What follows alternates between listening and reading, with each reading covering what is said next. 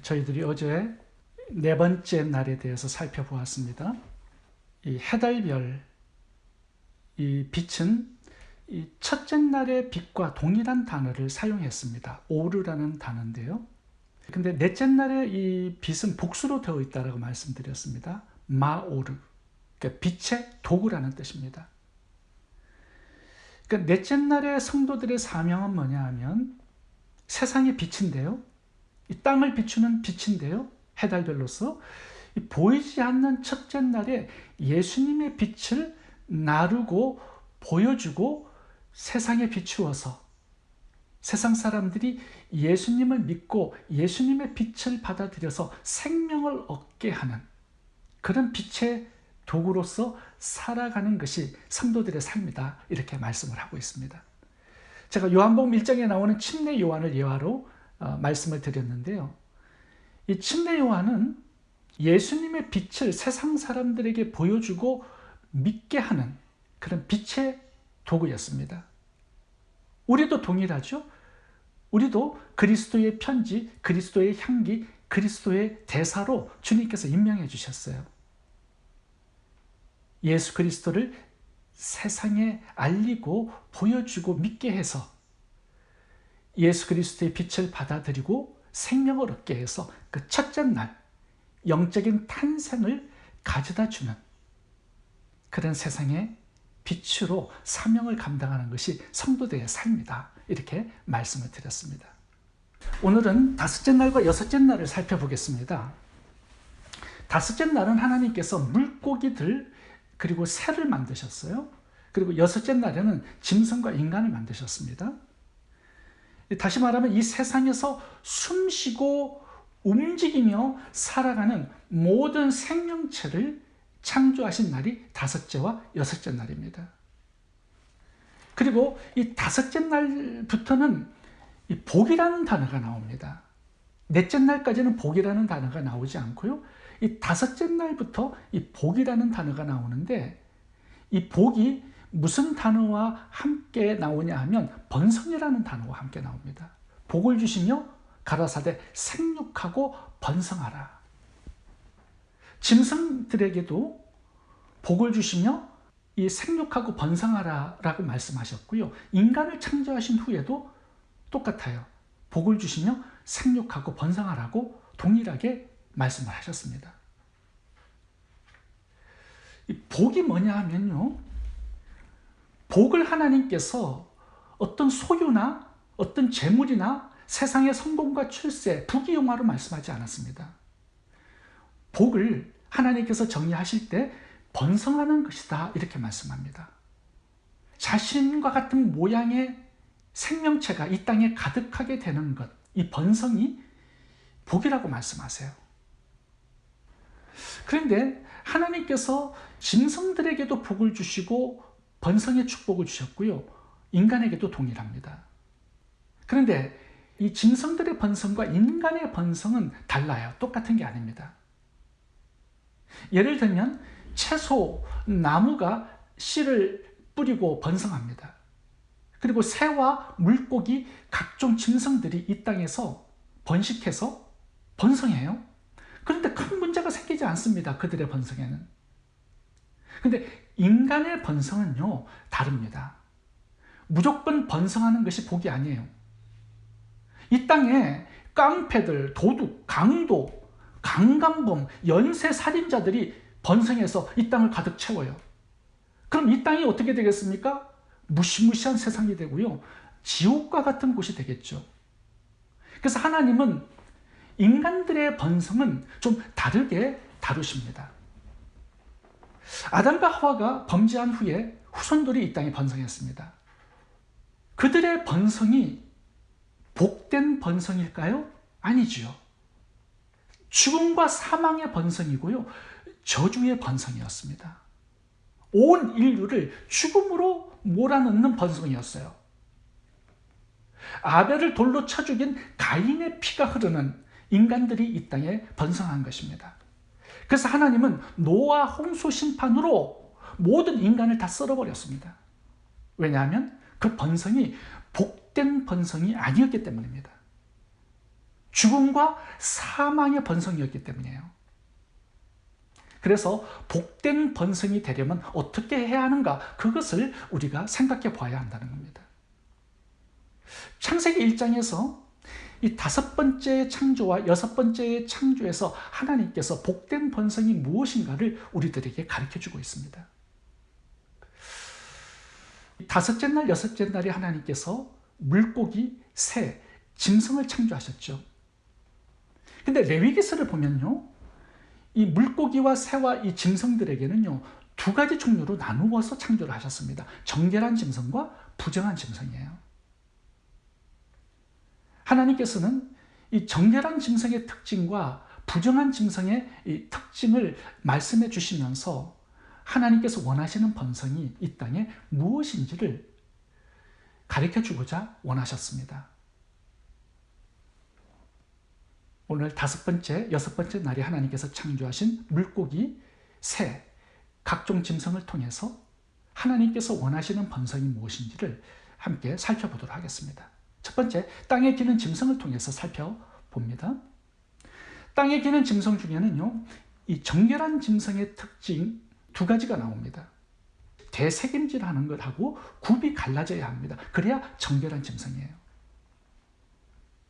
레위기에서 이 부분을 자세히 다루고 있는데요, 낙타, 너구리, 토끼, 이 짐승들은 새김질은 하는데 굽이 갈라지지 않았습니다. 그래서 부정한 짐승이고요, 먹지 못해요. 돼지 같은 짐승은 굽은 갈라졌지만 대새김질을 하지 않아요. 그래서 부정한 짐승으로 먹지 못하게 하셨습니다.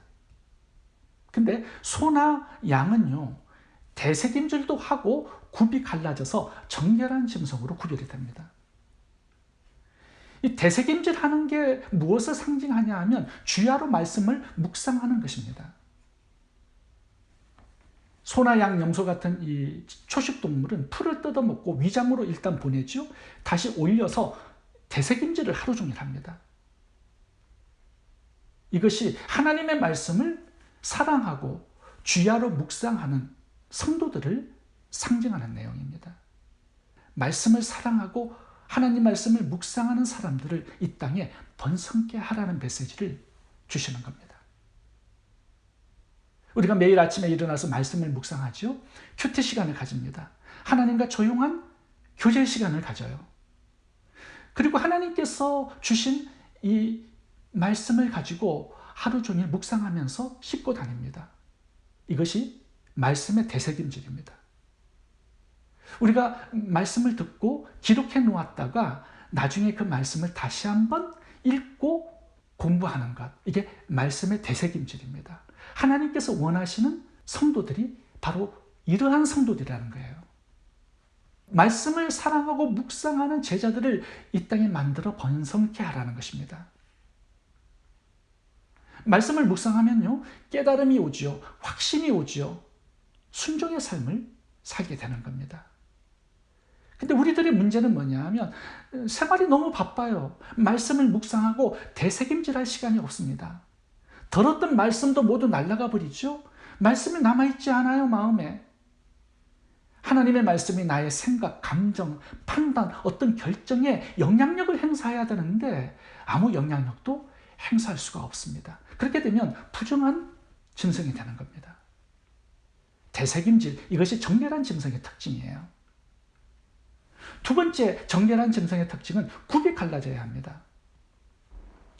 이것은 무엇을 상징하냐 하면요, 세상과 구별된 거룩한 삶을 상징하는 거예요. 짐승의 굽을 한번 봐보세요. 이 세상의 땅과 접촉하지 않도록 굽이 그 중간 역할을 하는 겁니다. 세상의 것이 침투해 들어오지 못하도록 막는 역할을 굽이 하는 겁니다. 그래서 굽은 땅과 성도들의 삶을 단절시키는 요소입니다. 굽이 갈라졌다라는 것은요, 무엇이 죄인지 무엇이 선인지 정확하게 알고 분별하는 삶을 말합니다.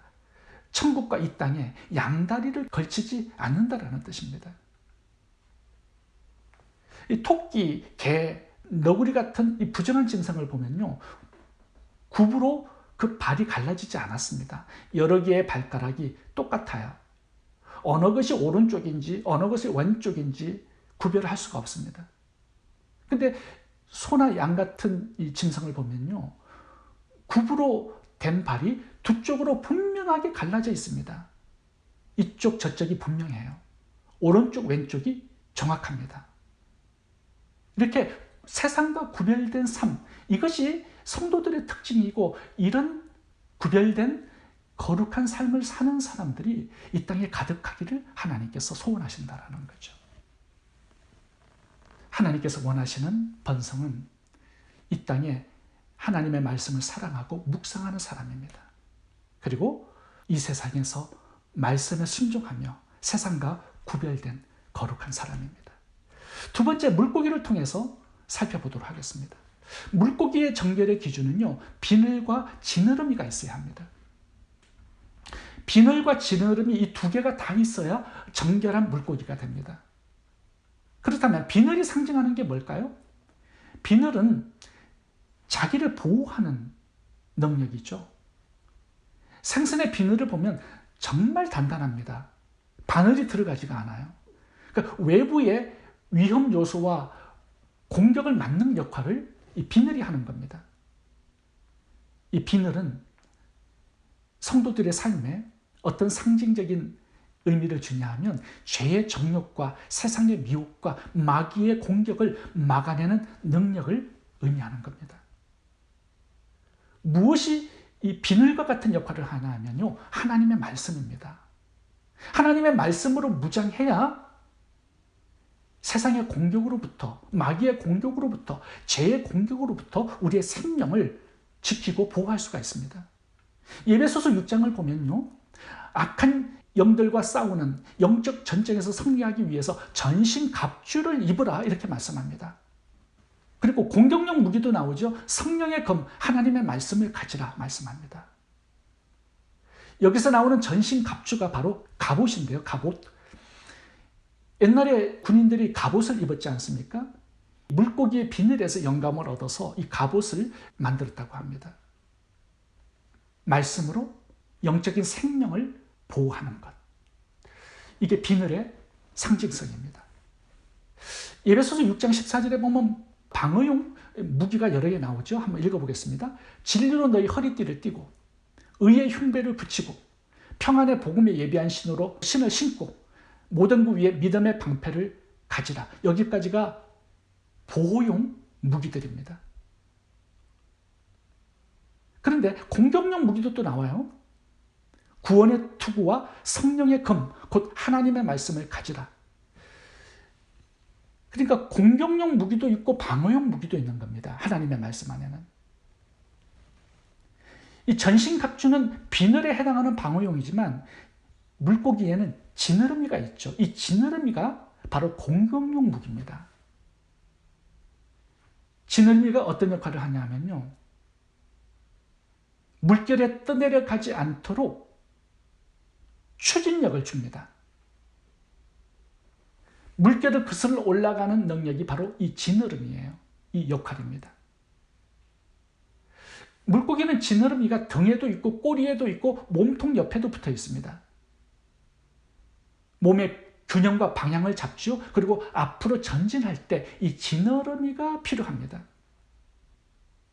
성도들은요, 이 세상의 물결을 이기고 하나님을 향하여 천국을 향하여서 전진을 해야 하는데 그 역할을 해주는 게 뭐냐면 이 하나님의 말씀이에요.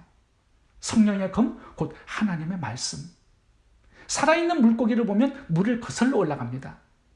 연어를 봐보세요. 연어는 알을 낳기 위해서 물을 거슬러 올라 상류로 올라갑니다. 왜냐하면 지느러미에 강력한 추진력이 있기 때문이죠. 물결이 아무리 세차게 몰아쳐도 그 물결을 거슬러서 상류로 올라갑니다. 지느러미가 강력하기 때문이죠.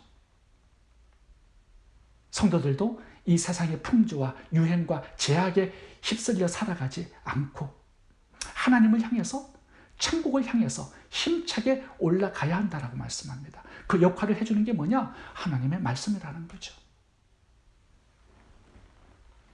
물고기를 통해서 하나님이 원하시는 번성은요, 말씀으로 무장한 성도들입니다. 세 번째, 새의 경우를 살펴보겠습니다. 새의 정결한 기준은 세 가지예요. 첫째는 날개가 있고 날아야 합니다. 타조나 펭귄, 닭, 오리는 날개는 있지만 날지 못하기 때문에 부정합니다. 구원받았다면 이 세상의 중력을 이기고 천국을 향해서, 하나님을 향해서 날아가야 되는데, 힘있게. 그런데 이 땅의 중력에 사로잡혀요. 세상의 돈, 이 세상의 성공과 출세, 이 세상의 쾌락에 붙잡혀가지고 천국을 향해서 살지 못해요. 이런 성도가 부정한 성도라고 말하는 겁니다. 날개가 있고 날아야 합니다. 두 번째는요, 이 새의 정결의 기준은 밤에 활동하지 않아야 합니다. 부엉이, 올빼미, 박쥐, 이런 새들은 밤에 활동하기 때문에 하나님께서 부정하다, 먹지 말라고 말씀합니다. 성도는 비록 이 세상에 살지만 빛 가운데 살아가는 사람들이죠. 하나님의 말씀 안에서, 하나님의 말씀에 순종함으로 그 안에서 살아가는 사람들입니다. 말씀으로 세상의 정욕과 제약을 이기고 하나님께 구별되어서 거룩하게 살아가는 사람들이 성도들입니다. 세 번째, 이 새의 정결의 기준은요, 죽은 시체를 먹지 말아야 합니다. 독수리, 매, 까마귀는 죽은 사체를 먹기 때문에 부정하고 먹지 못하도록 그렇게 했습니다. 죽은 사체는 뭘까요? 이 세상에 생명이 없는 그런 일들입니다.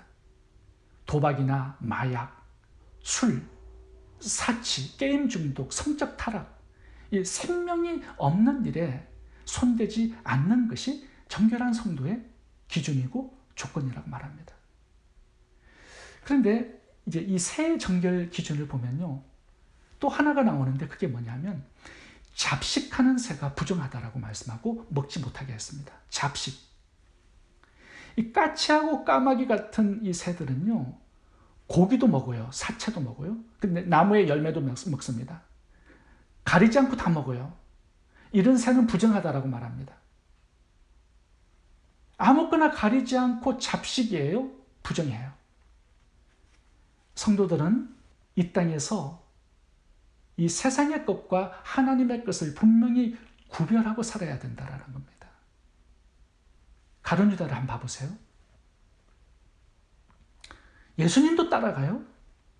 예수님과 동행합니다. 근데 마음은 돈 욕심으로 가득해요. 잡식이죠. 그러니까 부정하게 되었다라는 거죠. 사울 왕도 한번 봐보세요. 권력의 마음을 빼앗기죠. 삼손은 성적인 쾌락의 마음을 빼앗겼습니다. 부정해지죠. 하늘에 신령한 것을 사모하여 항상 위의 것을 생각하고 쫓아가야 되는데 이 땅의 중력을 이기지 못해. 날개는 있는데 날지를 못해요. 사체를 먹어요. 밤에 활동해요. 잡식이에요. 하나님도 섬기면서 이 세상의 것들을 또 좋아합니다. 마가복음 10장에 보시면 어느 부자 청년이 예수님을 찾아왔습니다. 선생님, 제가 무엇을 해야 영생을 얻을 수 있겠습니까? 질문을 했습니다. 그때 예수님께서 네 하나님의 계명을, 10계명을 다 지켰느냐? 그랬더니 부자 청년이 자신 있게 대답합니다. 그것은 어려서부터 내가 다 지켰습니다. 예수님께서 말씀하시죠. 너에게 한 가지 부족한 것이 있는데 너에게 있는 소유를 다 팔아서 가난한 자들에게 나눠주고 그리고 나를 따르라. 이 부자 청년은요, 예수님을 따라가기도 원했지만 재물을 포기할 수 없어요. 양다리였죠. 양다리 걸치는 인생이었습니다. 하나님도 원했고 재물도 원했어요. 성경은 두 주인을 섬길 수 없다라고 말씀하죠. 한 가지는 놓아야 돼요. 근데 이 청년은 재물을 붙들고 예수님을 놓았습니다. 영생을 놓은 거예요. 슬픈 기색을 띠고 근심하면서 집으로 돌아갔습니다. 하늘과 이 세상에 양다리 걸치는 신앙생활은 안 된다라는 겁니다. 천국도 가고 싶고 이 땅의 부귀영화도 누리고 싶어요. 하나님도 섬기고 이 재물도 섬기고 싶어요. 두 주인을 함께 섬길 수 없다라고 말씀합니다. 하늘과 땅 사이에 양다리 걸치고 줄타는 신앙이 되지 말라고 말씀하는 겁니다. 아브라함의 조카 롯도 그의 아내를 보면요, 소돔과 고모라는 탈출했지만 소돔 기둥이 되어버렸습니다. 소돔 고모라에 쌓아둔 재물에 마음을 빼앗겨 버렸기 때문이죠. 우리가 하나님을 섬기고 천국을 향해서 힘차게 나아가기 위해서는요, 이 세상의 것들을 버려야 합니다. 이 세상의 것에 미련을 두지 말아야 합니다. 포기해야 할 것을 포기해야 영생도 얻고 하나님도 얻고 천국을 소유할 수가 있습니다. 다섯째 날과 여섯째 날에는요, 하나님께서 물고기, 새, 각종 짐승들을 창조하신 날입니다. 복을 주셨어요. 그것이 번성입니다. 근데 인간의 번성은 다르다라고 말씀합니다. 물고기, 새, 각종 짐승을 통해서 하나님께서 이 땅에 어떤 사람들이 번성하기를 원하시는가를 우리들에게 가르쳐 주셨습니다. 짐승을 통해서는요, 되새김질을 해야 합니다. 말씀을 묵상하는 사람이라는 거죠. 굽이 갈라져야 합니다. 세상과 구별되어서 거룩한 순종의 사람이 되어야 한다는 거죠. 물고기를 통해서는요, 비늘이 있어야 한다고 말씀합니다. 말씀으로 영적 생명을 보호할 수 있어야 한다는 거죠. 전신갑주를 취하라고 말씀하죠. 진리의 허리띠, 의의 흉배, 평안의 복음에 예비한 신, 믿음의 방패를 가지라 말씀합니다. 그리고 지느러미가 있어서 물결을 거슬러 올라 천국을 향하여서 하나님을 향하여서 전진할 수 있는 힘이 있어야 된다는 거죠. 그것이 성령의 검, 곧 하나님의 말씀을 가지는 것입니다. 새를 통해서 우리들에게도 메시지를 주십니다. 날개가 있어야 하고 날아올라야 한다는 겁니다. 이 중력에 붙잡혀서 세상에 붙잡혀서 살아가면 부정하다 이렇게 말씀합니다. 밤에 활동하지 않아야 돼요. 은밀한 죄악을 즐겨서는 안 된다는 겁니다. 죽은 것에 접촉하지 말아야 합니다. 이 세상에 생명이 없는 일에 너무 집착해서 살지 말라고 말씀하는 거죠. 잡식하지 않아야 된다고 말씀합니다. 하나님 한 분만 섬기고 영적인 생명에 있는 일에 집중하고 하나님께서 맡기신 사명에 헌신하고 충성하는 사람, 그런 사람들로 이 땅을 가득 채워 넣어라, 번성하고 충만케 하라, 이렇게 말씀을 하고 있습니다. 종합적으로 생각해 보면요, 하나님의 말씀을 사랑하고 묵상하는 사람을 만들라는 겁니다. 그런 제자들을 양육하라는 것이죠. 또 말씀에 순종해서 이 땅에서 구별되어서 거룩하게 살아가는, 또 사명을 감당하는 그런 하나님의 백성들로 이 땅을 가득 채우고 번성하는 인생이 되어라, 이렇게 하나님께서 말씀하고 있습니다. 말씀을 사랑하고 말씀에 순종하는 성도들이 되고요, 또 그런 사람들을 만들어내는 제자를 양육하는 성도들이 될 수 있기를 바랍니다. 기도하겠습니다.